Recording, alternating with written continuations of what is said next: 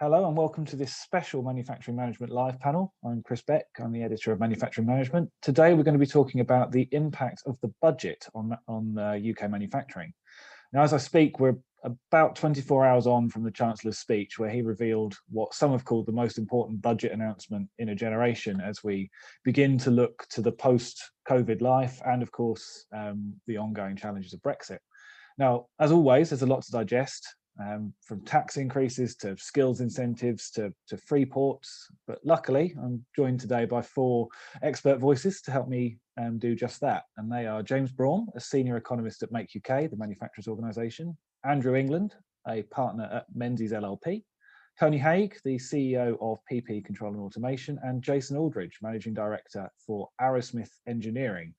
Thanks to you all for your time today. James, I'm going to come to you first, if I may. What are your initial thoughts on the budget? Basically, is it a good one for UK manufacturing? Sure. Well, we're quite pleased to hear a lot of the announcements. The overall message is that we take them with a bit of tempered expectation, because a lot of them do seem very positive, and for sure, a headline one that is going to be welcomed by many of our members is the extension of the job retention scheme. And especially with the tapered approach to it tapering off at the end, because a worry we've had with our internal research as well is a floodgate opening when that scheme eventually winds up, to see what work it's done so far into sort of maintaining employment within the manufacturing sector in the UK, to see that work undone with a sudden cliff edge. So twofold, really, the extension is welcome, and also the acknowledgement of a need for some sort of tapering off of that process. Perhaps the most shockingly impressive policy, I'll use that word, is the super tax deduction for capital investment. In our own research, and it really predates both the EU exit and the coronavirus pandemic, there has really been a systemic underinvestment within the manufacturing industry in the UK. And this is definitely a step in the right direction. However, we have already heard at this early stage that it might not be as golden as it's thought to be on the surface, for two reasons, really. This sudden short time period that it's within, and the nature that its uptake might be limited by the fact that, because the 2-year window it's running from immediately, that CapEx plans tend to be more rigid than being able to move a 5-year plan straight into a 2-year or 1-year one in order to achieve the maximum benefit. And the other contention is that it will simply move investment capital forwards, and we can expect a proportionate slump when that scheme winds up. But we do certainly expect in the short term to see, at least in our own research and those investment metrics, to see investment spike in the short term within the manufacturing industry. However, the question remains, is this really the ideal medium to long-term solution for fixing the systemic issue of underinvestment within the manufacturing industry in the UK? Thanks, James. Andy, I'll bring you in here. Just to basically pick up on James's point there. There was a lot of tax-related things announced yesterday for very obvious reasons. How are they going to play out in the next few years? You're on mute. The classic. It was very interesting to read the policies. I mean, we were expecting to see a rise in corporation tax, because obviously the support's been brought through furlough, which has been incredibly important, particularly in the manufacturing sector, was going to have to be paid for somehow. And it was an easier discussion to say we've been supporting businesses through this period. So we can understand the rate would rise. It's gone higher than we were hoping. We anticipated it going somewhere sort of around 22, 23%, 25%. It's quite a significant rate. But what we wanted to see was a bit of a roadmap, and they have at least laid out a roadmap. It's not immediate. It's coming in 2023. And there is some support for smaller businesses in terms of lower rates and a graduated scale up to that full rate. And of course, if things change, there's still scope to revise that rate in the future. But as James was saying, the super deduction is something that looks very positive on the surface. There might be some clawbacks when you sort of go into the detail of the legislation behind it, when you actually dispose of those assets. But initially, it's obviously a valuable stake. And actually, if you can combine that with the sort of the new loss carryback rules that allow you to take losses back through 3 years, actually you could sort of generate a fair bit of additional finance to reinvest in the business. So that aspect is quite positive. But as James alluded to, we're talking about a 2-year window, so it's only a limited period for that capital investment.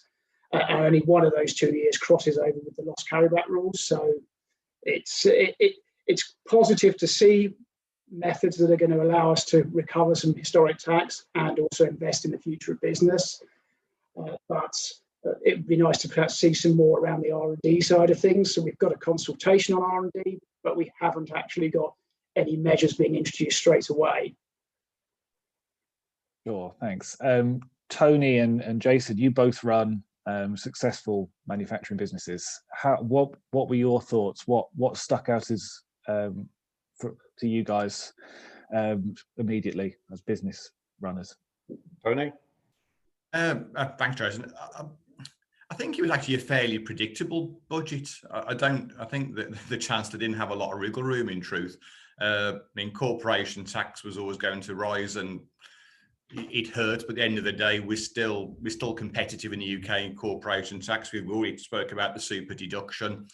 Again, I think that can only be a good thing. There's nothing negative about it. I sort of think the companies that plan to invest anyway invest. So, if you look at the R&D system, there's a lot of UK companies don't fully take advantage of the R&D system that's in place now. But hopefully getting this super deduction, I'm sure it's been polished and glistened to something that maybe is not quite, but that can't be a good thing. It's got to be a good thing. I think the incentives for apprenticeships and trainees and skills, we've got people to retrain. I have a slightly different view on the furlough scheme, which may not be a popular one and probably doesn't really align to James's view, but I'm slightly concerned that the furlough scheme is being extended the way it is. It's not industry specific. And I'm actually concerned that the furlough scheme is basically keeping people paid in jobs that no longer exist. And that when the furlough scheme gets pulled, we're just delaying the inevitable.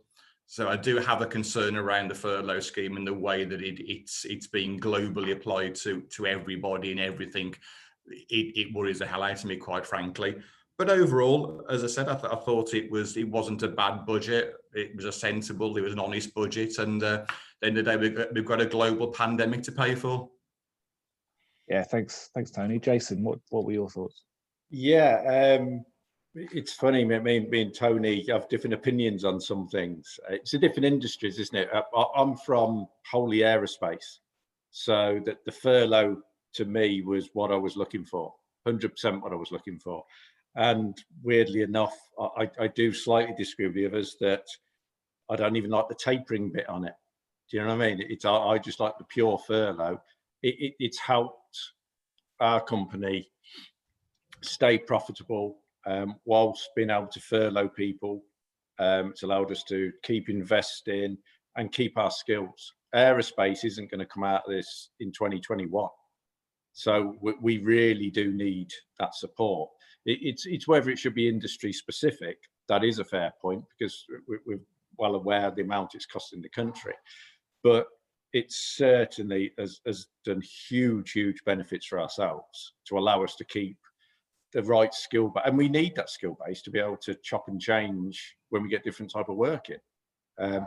So really pleased about the job retention scheme. The super tax, again, yeah, I think that's an excellent idea. I agree with putting the corporation tax up, because if companies have made money during the pandemic, I think it's only fair that they contribute. There's a lot of companies that haven't made money, so the ones that have, I think that is fair. And I like the idea of the super tax, that if you invest and buy machinery and plant, certainly for the manufacturing, that will assist. Do you know what I mean? That can go against that. And to be honest, it probably would persuade us to do it earlier. Do you know what I mean? To gain that extra win. So I thought he was very good in some of the things he did. The furlough spot on, corporation tax, super tax, yep, wholly agree with. R&D, because obviously we do a lot of work with Rolls-Royce aero engines. We do a lot of R&D, so that really is, personally, I think is one of the best things that we've got in this country for assisting R&D. It's straightforward, and it is proper help. So that I think is super important, that those consultations are successful and do work. So yeah, in general, very pleased. Good. Yeah. Just want to pick up on something that Tony certainly touched on, and Jason, I think you did as well, around the incentives for training and apprenticeships. James, I know Make UK have a lot to say, as I'm sure everybody does, about the skills shortage in manufacturing. How important is it to see government recognising, you know, the skill shortage that's facing every sector, but I think it's very acute in manufacturing in many cases. Sure, and as well as we've seen over the past year throughout the pandemic, the bleed in jobs within the sector has been significant, despite the furlough scheme running solidly throughout. So that is an interesting phenomenon that we've seen in our data. So measures to make sure that we can get, you know, apprenticeships back on and really double down on apprenticeship schemes. And as I say ad nauseum, even before the pandemic, this was something we really wanted to focus on, and it's only really become even more important now. Now as we emerge, it's twofold, really, very, very welcome. And it sounds like we're asking for so much, having been you know, given, but there's the levy system wasn't really looked at or announced, or changes to that. So while the doubling of the apprenticeship, you know, take on bonus is certainly going to be very welcome and have those positive effects.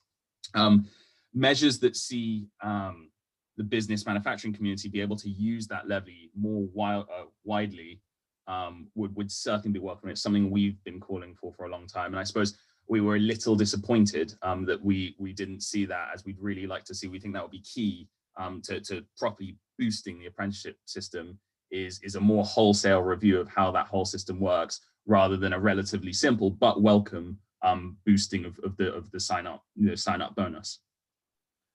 Yeah, it feels like skills have been kicked around a lot recently with the apprentice levy, the T levels, various other ways of trying to incentivize companies. Tony and Jason, what were your thoughts on kind of skills as part of the budget? I know, Tony, you mentioned it just then. I think we've already said that, you know, I'm sure Jason's exactly the same in his business. We are in ours, you know, that there is a shortage of skills. Certain positions are almost impossible to fill, quite frankly. I think the other side to it is, you know, there's a lot of bright young people in, you know, maybe out of hospitality, out of retail, they're coming out of other sectors that are going to be looking for new opportunities, because those sectors aren't going to recover anytime soon. In fact, some may not recover fully at all. So I think there's a great opportunity to upskill, reskill people, you know, into manufacturing. But it's such a huge subject, isn't it? I mean, we've been talking about skill shortages for about the last decade, I think.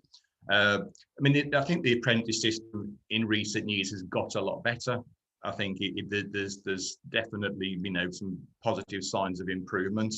But I think the phrase that you just used, we've just got to double down on it and be absolutely laser-like focused on it. And again, I think, you know, those companies that place great value on developing talents and place great value on bringing apprentices through this, they see it as strategically important to their business. I think they'll actually do it anyway. But I think sometimes it needs to be a bit more cohesive in terms of government support, FE support. But no, as I said, it was good to see that it was mentioned. Yes, yeah, it was. I mean, we do a lot with the MTC. We got 3 apprentices from the MTC at the moment. And I know they've got quite a few who are now looking, because there was apprentices released and this type of thing. So that incentive actually to take apprentices on is a good thing. That the other area, which I didn't see mentioned, but I may be wrong, is one of the areas which has struggled is for graduates and interns. I know I did a lot with Coventry University and Warwick University. And I think there could have been perhaps assistance there, so we could take on more graduates and interns like we do, because the universities had a big drop on internships, obviously during COVID-19. So a lot of those internships didn't happen. And I think that's an area where there could have been more support.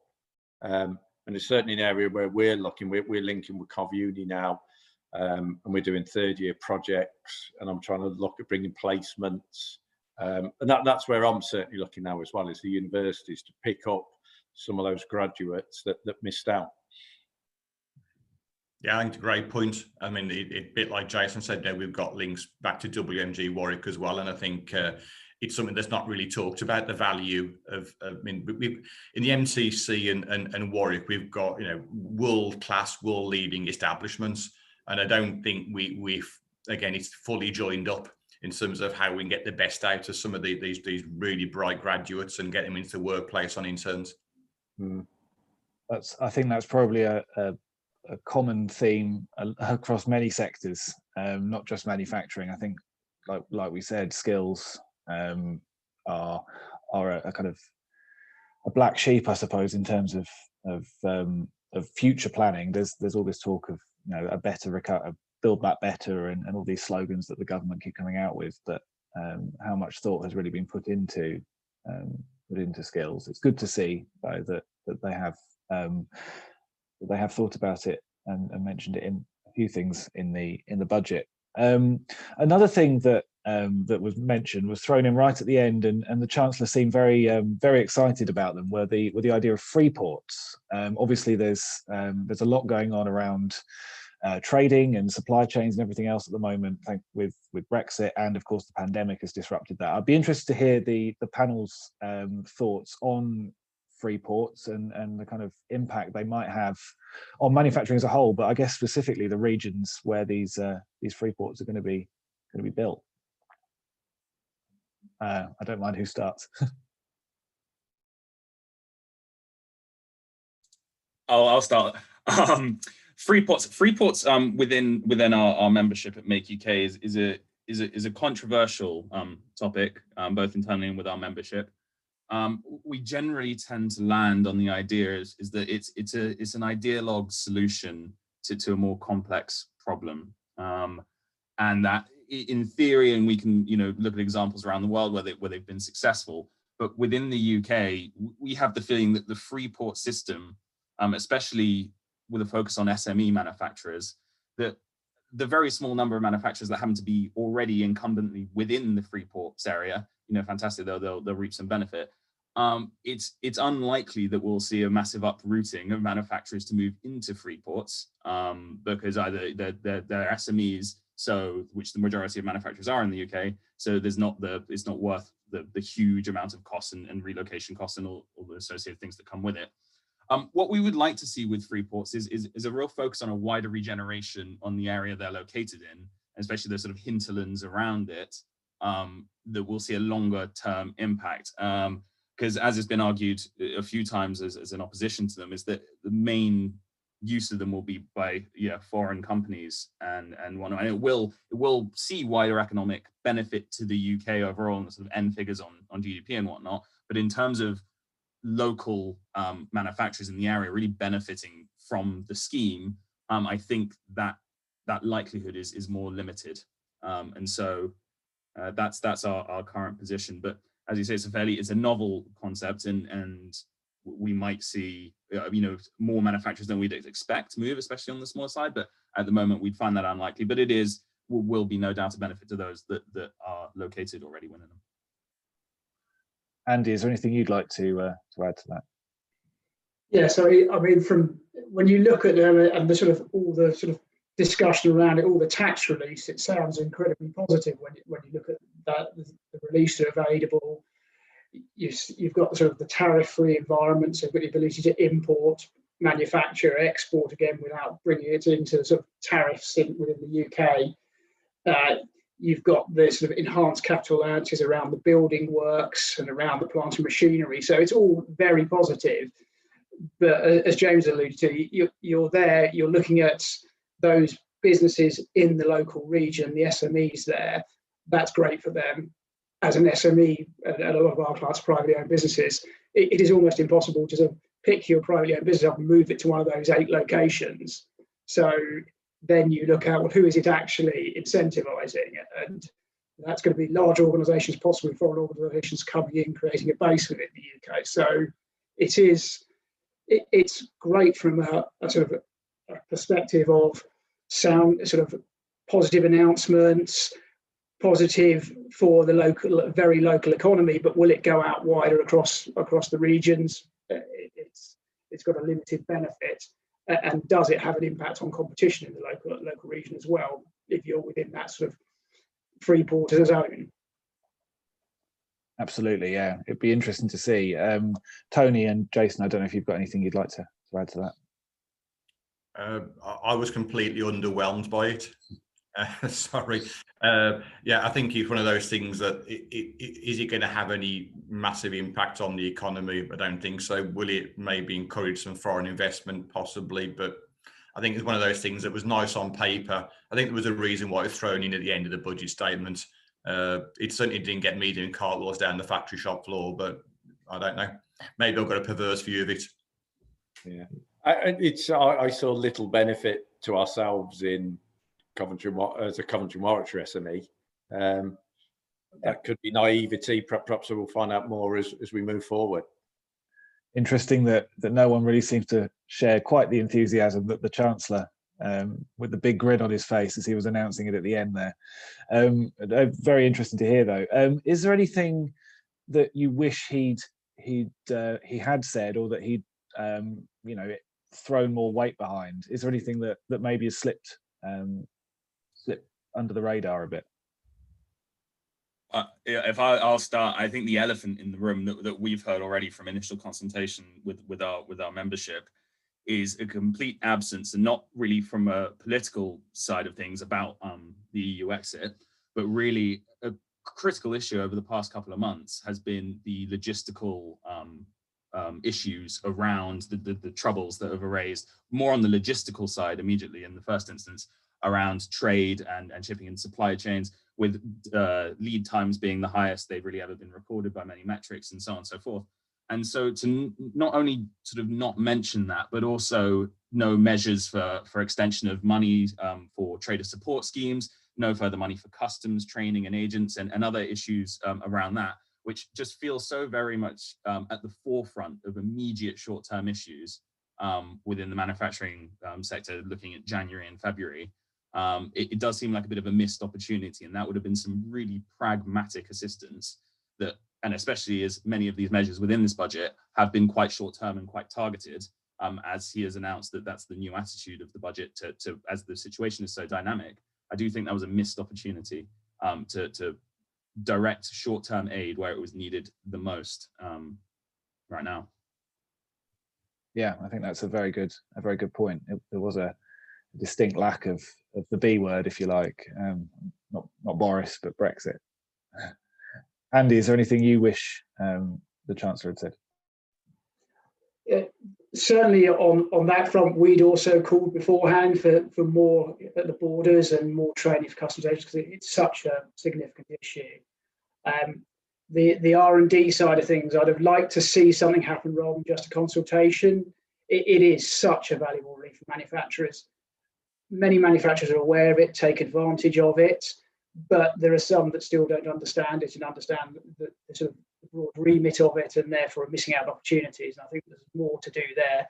Obviously, with the Brexit side of things, we've now created some opportunities with the sort of the relaxation that sat in the background with EU state aid rules. So definitely for us, monitoring this consultation, because I think R&D is so crucial and can provide such a valuable cash injection, that is something that we want to keep a close eye on. Absolutely. And Tony, I'll come to you. I didn't think there's anything obvious missing in truth. I think all the main key points we were expecting were covered. I do agree the point that James and Andy have just made, though, in relation to supply chain disruption. In the 20 odd years I've been at this company, I've never seen so much supply chain disruption in my time as it is now. In fact, the one thing that's actually constraining our growth at the moment isn't potential orders. It isn't people right now, because we've got a good recruitment process going on. It's parts availability. It's hamstringing us. We're literally, I've never known us had to micromanage suppliers in the way that we are now in 20 plus years. And it's it really is affecting an awful lot of businesses that I speak to, outside of our organisation. What practical steps could be taken as part of the budget, I don't really know, but I think James made some good points, perhaps about training, some sort of support, etc. But yeah, outside of that, no, I think all the main bases were covered. As I said, I don't think there's any huge surprises, and at the end of the day, it was a sort of fairly practical and probably fairly predictable, really. Absolutely. And Jason, finally, we'll just come to you on this question. Yeah, I totally agree with the Brexit points, which are well covered by everyone. R&D, wholly agree with, certainly with Aero Engine, where we are in aerospace. R&D is very, very important to much of the supply chain. So that needs to be top of the agenda. But the first thing I looked out for, we've got to be honest, was furlough. And I think that would be what most people truly were looking at. And that was a big tick for us. Thank you very much. James, I'll just quickly come to you. I mean, anyone else is more than welcome to chip in as well, but how do Make UK see the recovery shaping up? I mean, Rishi Sunak made some very bold statements about the state of the industry, the state of the economy, in 12 months' time, in 2 or 3 years' time, and how he's confident that the recovery is going to be swifter than maybe we'd feared a few months ago. Is that something you're seeing reflected? Well, sure. I'm happy to share some early insights of our quarterly publication that we'll be publishing, a manufacturing outlook Q1 for this year, a week on Monday. That really does reflect actually what the Chancellor announced about the Office Budget Responsibilities forecast being brought forward. Our forecasts have been brought forward. What we're seeing in the data that we've collected over sort of mid-February within the industry is that it was always going to happen, because we've been at such a low base. I should preface it with after consecutive quarters over the past year of decline. So there was going to be a significant uptick when that corner turns. And it's important to not, get the party hats out just yet, just because there's a very large turn in the trough. But it has happened, I'd say, a couple of quarters earlier than we had anticipated. And that's exactly what the Chancellor was sort of saying with the Office of Budget Responsibilities forecast being brought forwards. And that's reflected in our data as well. But that is reassuring news, that I suppose we're a quarter to 2 quarters ahead in terms of turning the corner on that recovery, at least on the ideas of outputs and those sort of metrics. Underlying issues with cash flow are another question. But we would largely reflect what's been said in that the rate of recovery within the sector has moved forwards. We'll wait to see, how sustained it is in the coming quarters, but it's certainly a positive start. Absolutely. Has Tony, Jason, have you seen an uptick in orders? Are you seeing things starting to look a little bit brighter than maybe they were 6 months ago, for example?